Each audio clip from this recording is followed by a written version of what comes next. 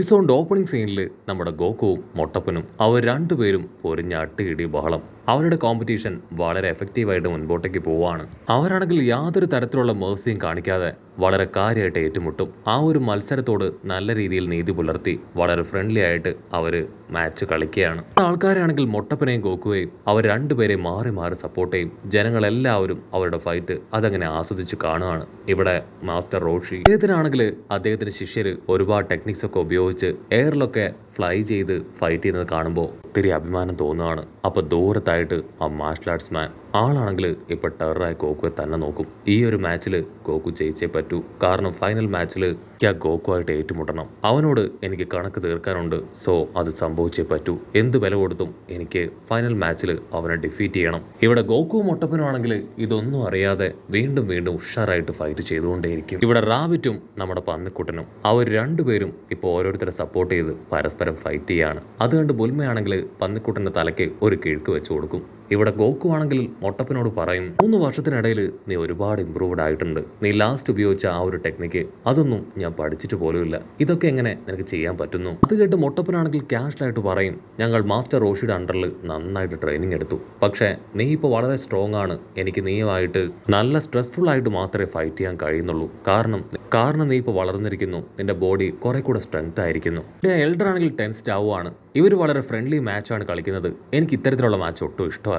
വളരെ ബ്രൂട്ടലായിട്ട് പരസ്പരം തല്ലിക്കൊല്ലുന്ന മാച്ചാണ് എനിക്കിഷ്ടം. ക്യാമറ അങ്ങനെ സൂം ഔട്ട് ചെയ്ത നമ്മുടെ മാസ്റ്ററെ കാണിക്കും. ആളുടെ സ്റ്റിക്കിൽ അങ്ങനെ ചവിട്ടി നിൽക്കുകയാണ്. വാവ്, രണ്ടുപേരും നന്നായിട്ട് കളിക്കുന്നുണ്ട്. പക്ഷേ ഗോകുവിലാണ് എൻ്റെ പ്രതീക്ഷ മുഴുവൻ. കട്ട് ചെയ്ത ഇവിടെ ഗോകു അവനാണെങ്കിൽ ആ ഹാമേ പവർ അതുപയോഗിച്ച് ഇപ്പം മൊട്ടപ്പനെ അറ്റാക്ക് ചെയ്യാൻ അങ്ങനെ പാഞ്ഞു വരും. മുകളിലേക്ക് പോയി ഹാമേ പവറൊക്കെ ഉപയോഗിച്ച് ഒരു പവർഫുൾ കിക്ക് ഇപ്പം മൊട്ടപ്പന് കൊടുക്കുകയാണ്. ആ ഒരു കിക്ക് കിട്ടി അവൻ അടിച്ച് വീഴും. അവനത് നന്നായിട്ട് ഹേർട്ട് ചെയ്യും. മാർഷൽ ആർട്സ് മാൻ ആണെങ്കിൽ അത് കുറച്ച് ഇഷ്ടമാവും. ഇത്രയും നേരം ഒരു ഫൺ ഗെയിമായിട്ടാണ് എനിക്ക് തോന്നിയത്. പക്ഷെ ഇപ്പോഴാണ് അതൊന്ന് സ്ട്രെങ്തനായി മാറിയത്.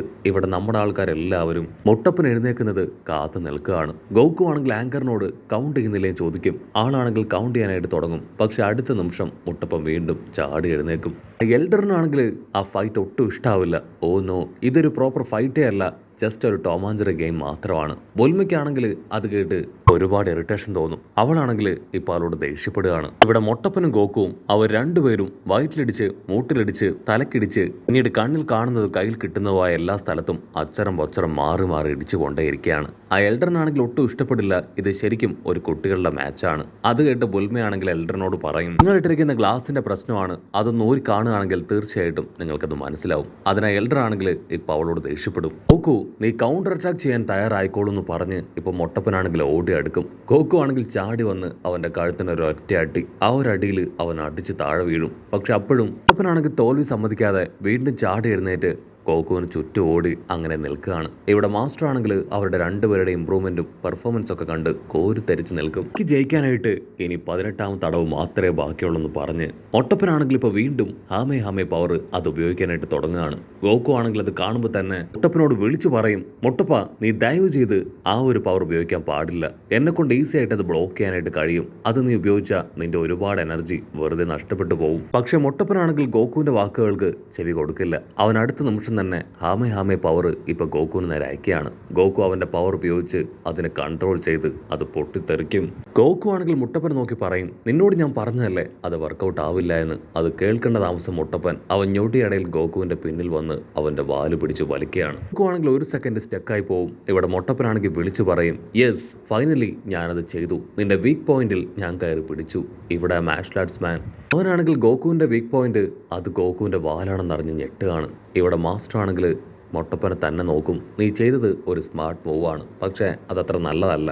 മൊട്ടപ്പനാണെങ്കിൽ വീണ്ടും അവന്റെ വാലിൽ പിടിച്ച് ഞെരിക്കും. ഗോകു ആണെങ്കിൽ പൂർണ്ണമായിട്ടും തകർന്ന് താഴേക്ക് വീഴുകയാണ്. ആങ്കർ ആണെങ്കിൽ കൗണ്ട് ചെയ്യാനായിട്ട് തുടങ്ങും. ഇവിടെ ആ മാർഷൽ ആർട്സ് മാൻ ആൾക്കാണെങ്കിൽ ഭയങ്കര അത്ഭുതം. ഓ, ഇത്രയും പവറുള്ള ഇവന്റെ ഏക ഡ്രോബാക്ക് ഈ വാലാണല്ലേ, തീർച്ചയായിട്ടും ഇതെനിക്ക് ഉപകാരപ്പെടുന്നു പറഞ്ഞ് അവൻ അങ്ങനെ നിൽക്കും. ഗോകുവിനെ കൊണ്ടാണെങ്കിൽ അനങ്ങാൻ പോലും കഴിയുന്നില്ല. ബൊൽമയാണെങ്കിൽ ഉച്ചത്തിൽ മൊട്ടപ്പനോട് ഗോകുവിന്റെ വാലിൽ നിന്ന് വിടാനായിട്ട് പറയും. പക്ഷെ അവനത് കേൾക്കില്ല. കുഞ്ഞിപ്പയ്യനാണെങ്കിൽ ഇപ്പൊ എൽഡറിനോട് ചോദിക്കും, അവനെപ്പോലെ എന്തുകൊണ്ടാണ് എനിക്ക് വാലില്ലാത്തത്? അതിനാ എൽഡർ പറയും, അവനൊരു കുരങ്ങനാണ്, നിന്നെ പോലെ വിഡ്ഢിയല്ല, അതുകൊണ്ടാണ് അവന് വാലുള്ളത്. ഇവിടെ എല്ലാവരും കണ്ണുമ ചിമ്മാതെ ആരാണ് മത്സരത്തിൽ ജയിക്കാന്നറിയാനായിട്ട് നോക്കി നിൽക്കുകയാണ്. ആങ്കർ ആണെങ്കിൽ 9 വരെ എണ്ണിക്കഴിഞ്ഞു. പക്ഷെ അടുത്ത നിമിഷം മൊട്ടപ്പനും അവിടെയുള്ള എല്ലാവർക്കും സർപ്രൈസ് കൊടുത്ത് ഗോക്കുവാണെങ്കിൽ ചാടി എഴുന്നേക്കും. അതിനുശേഷം അവന്റെ വാൽ ഉപയോഗിച്ച് തന്നെ മുട്ടപ്പനെ തൂക്കിയെടുത്ത് നിലത്തൊരൊറ്റയാട്ടി. മുട്ടപ്പനാണെങ്കിൽ അതുകൊണ്ട് വിശ്വസിക്കാനായിട്ട് കഴിയില്ല. ഓ നോ, ഇത് ചീറ്റിംഗ് ആണ്. നിനക്ക് നിന്റെ വാല് അത് വലിയൊരു ഡ്രോബാക്ക് തന്നെയാണ്. അതിൽ പിടിച്ച നിന്റെ പവർ അത് കംപ്ലീറ്റ് ആയിട്ട് ഇല്ലാതാവും. ഇപ്പൊ നിനക്ക് എങ്ങനെ എന്റെ ഈ ചലഞ്ച് അത് മാറ്റാനായിട്ട് കഴിഞ്ഞു? അതിന് ഗോക്കു ആണെങ്കിൽ കാഷ്വലായിട്ട് പറയും, എനിക്കറിയാം എൻ്റെ ഡ്രോബാക്ക് അതെൻ്റെ വാലാണെന്ന്. കാരണം ഒരുപാട് തവണ ഞാനത് അനുഭവിച്ചതാണ്. പെൺകുട്ടി അവളെൻ്റെ വാലിൽ കയറി പിടിച്ചപ്പോൾ ഞാൻ ബോധം കെട്ട് താഴേക്ക് വീണു. രണ്ടാമത്തെ വട്ടം ഗ്രാൻഡ് പേ ആയിട്ട് ഫൈറ്റ് ചെയ്തപ്പോൾ ആളും എൻ്റെ വാലിൽ പിടിച്ച് എന്നെ തോൽപ്പിക്കാനായിട്ട് ശ്രമിച്ചു. അങ്ങനെ ഇരിക്കുകയാണ് മാസ്റ്റർ റോഷി എൻ്റെ ലിമിറ്റേഷൻ എൻ്റെ വാലാണെന്നുള്ള കാര്യം എന്നോട് പറഞ്ഞത്. സോ കൂടുതലായിട്ട് എൻ്റെ വാലിന് ട്രെയിനിങ് കൊടുത്ത് ഞാൻ അതിനെ ശക്തനാക്കാനായിട്ട് തീരുമാനിച്ചു. അതിനെനിക്ക് ഇൻസ്ട്രക്ഷൻ തന്നതും മാസ്റ്റർ റോഷി തന്നെയാണ്. അങ്ങനെയാണ് ഈ 3 വർഷത്തിനിടയിൽ ഞാൻ കാടുകളൊക്കെ കയറി കുറച്ച് കുരങ്ങന്മാരെ കാണാനിടയായത്. അവർ വാലുകളിൽ തൂങ്ങി കളിക്കുന്നത് കണ്ട് ഞാനും അവരോടൊപ്പം കൂടി വാലുകളിൽ തൂങ്ങി എൻ്റെ വാലിന് കൂടുതൽ സ്ട്രെങ്ത് കൊടുത്തു. ഗോക്കുവാണെങ്കിൽ അവൻ ട്രെയിനിങ് എടുത്ത കാര്യങ്ങളെല്ലാം പറഞ്ഞ് അങ്ങനെ ഹായ് ആയിട്ട് ചിരിക്കും. അത് കേട്ട് ദേഷ്യം കൂടിയ മൊട്ടപ്പനാണെങ്കിൽ ഗോക്കു ആഞ്ഞെട്ടിക്കുകയാണ്. അതിനുശേഷം വീണ്ടും പഴയതുപോലെ തന്നെ പൊരിഞ്ഞ അട്ടിയിടി ബഹളം. ബൊൽമയും ടീമും ആണെങ്കിൽ അവർക്ക് 2 പേർക്കും മാറി മാറി സപ്പോർട്ട് ചെയ്യും. ലോഞ്ച് പെണ്ണാണെങ്കിൽ മൊട്ടപ്പന് മാത്രമായിരിക്കും സപ്പോർട്ട് കൊടുക്കുക.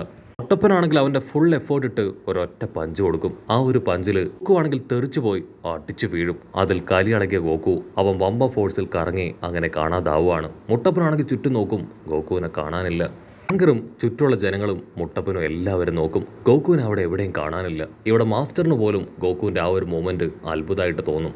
അതേസമയം മാർഷൽ ആർട്സ് മാൻ ആണെങ്കിൽ എന്തോ ഒരു കാര്യം കണ്ട് അങ്ങനെ ഞെട്ടി നിൽക്കുകയാണ്. അവനാണെങ്കിൽ ഒരുപാട് കോൺസെൻട്രേറ്റ് ചെയ്ത് ഗോക്കുവിനെ ചെറുതായിട്ട് കണ്ടെത്തും. ആക്ച്വലി ഗോക്കു ഇപ്പം ആ സ്റ്റേജിൽ തന്നെയുണ്ട്. അവൻ മൊട്ടപ്പനെ ചുറ്റി അങ്ങനെ കറങ്ങിക്കൊണ്ടിരിക്കുകയാണ്. അവന്റെ കറക്കത്തിന്റെ ഫോഴ്സ് അത് വളരെയധികം കൂടുതലാണ്. ലൈറ്റിനെ കഴിഞ്ഞ് സ്പീഡിലാണ് അവനിപ്പോൾ കറങ്ങിക്കൊണ്ടിരിക്കുന്നത്. അതുകൊണ്ടാണ് ഇപ്പൊ ഗോക്കുവെ കാണാൻ കഴിയാത്തത്. മാർഷൽ ആർട്സ് മാൻ ആണെങ്കിൽ ഒരുപാട് കഷ്ടപ്പെട്ട് ഗോക്കുവെ കുറച്ചൊക്കെ ഫോക്കസ് ചെയ്യുകയാണ്. ഓ നോ, അവന്റെ സ്പീഡ് അത് ഞാൻ കരുതിയതിലും എത്രയോ വലുതാണ്. ഗോക്കു ആണെങ്കിൽ ഞൊട്ടിയടയിൽ മൊട്ടപ്പന്റെ മുൻപിലേക്ക് വന്ന് അവനെ കൊഞ്ഞനെ കുത്തി കാണിക്കും. അതിനുശേഷം ഒരൊറ്റ കിക്ക്, ആ ഒരു കിക്കില് അവൻ തെറിച്ചു പോയി അടിച്ച് പുറത്ത് വീഴും. ജനങ്ങളെ എല്ലാവരെയും സർപ്രൈസ് ചെയ്തിട്ടുണ്ടായിരുന്ന ആ ഒരു ഒറ്റ കിക്കില് ഇപ്പൊ നമ്മുടെ മൊട്ടപ്പൻ ഔട്ടായിരിക്കുകയാണ്. ആങ്കർ ആണെങ്കിൽ ഇപ്പൊ നമ്മുടെ ഗോക്കു വിജയിച്ചത് വിളിച്ചു പറയും. ജനങ്ങളെല്ലാവരും ഈ അടിക്കുകയാണ്. പക്ഷെ അവിടെ ഉണ്ടായിരുന്ന വമ്പ ഫൈറ്റേഴ്സിന് പോലും ഗോക്കു ഉപയോഗിച്ച പഞ്ച് ടെക്നിക്ക് മനസ്സിലാവില്ല.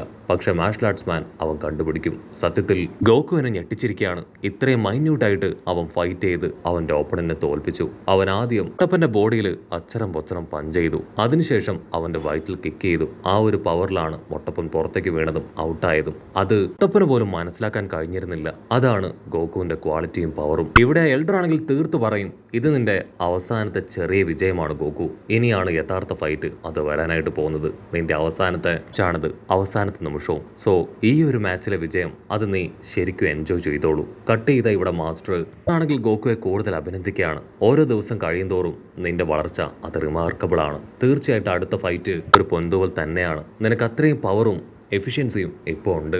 ആണെങ്കിൽ ഉച്ചത്തിൽ വിളിച്ചു പറയും, ഫൈനൽ മാച്ച് ആരാണ് ഈ വർഷത്തെ എന്നറിയാനുള്ള ആ ഒരു മത്സരം അത് നാളത്തേക്കാണ് കണ്ടക്ട് ചെയ്തിരിക്കുന്നത്. അത് കേട്ട് എല്ലാവരും അവിടുന്ന് പിരിഞ്ഞു പോവാണ്.